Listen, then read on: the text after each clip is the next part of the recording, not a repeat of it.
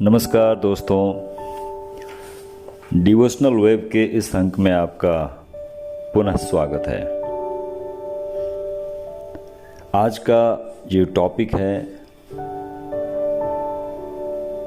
वो है सब कुछ कभी खत्म नहीं होता।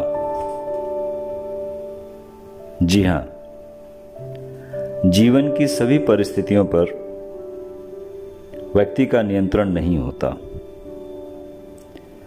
नियति का ऐसा कुछ घटना चक्र है जो अचानक घटित हो जाता है और फिर उसका परिणाम भुगतने के अलावा कोई विकल्प नहीं बचता।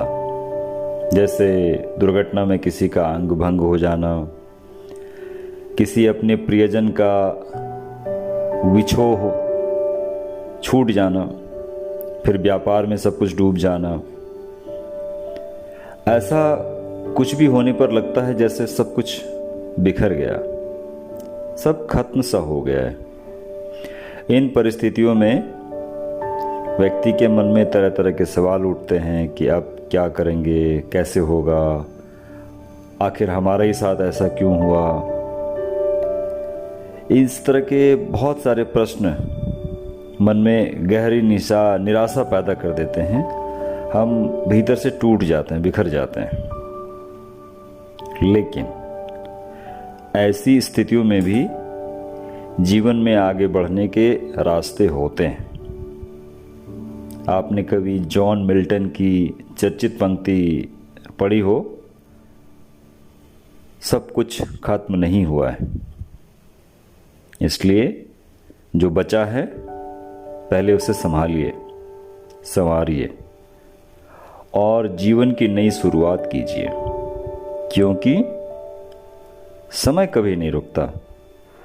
भले ही हम अपने जीवन में ठहर जाएं, इसलिए दुख की घड़ी में सबसे पहले खुद को संभालना जरूरी होता है। रुकावटें तो सबके जीवन में आती है, लेकिन जब हम उसका सामना करते हैं तब ऐसा करते हुए हम अपने भीतर छिपे हुए साहस, धैर्य और नई संभावनाओं से भी परिचित होते हैं।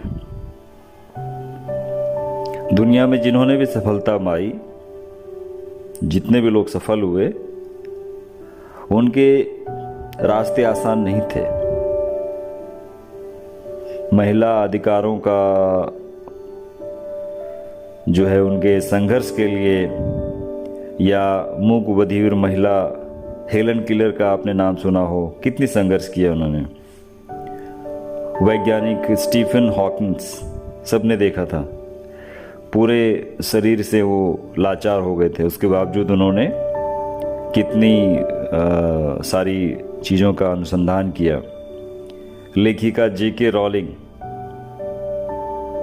यहाँ तक कि पहाड़ का सीना चीर कर रास्ता बनाने वाले दशरथ मांझी, क्या इन सब की राहें आसान थी? बिल्कुल नहीं। इन लोगों ने अपने हौसलों से अपने दुखों को कम किया, उनसे दो दो हाथ किए और बाद में फतह हासिल किए। इसलिए जो भी आपके पास उपलब्ध संसाधन है, उन्हीं संसाधनों से भरपूर प्रयास करें और यकीनन आपको सफलता मिलेगी।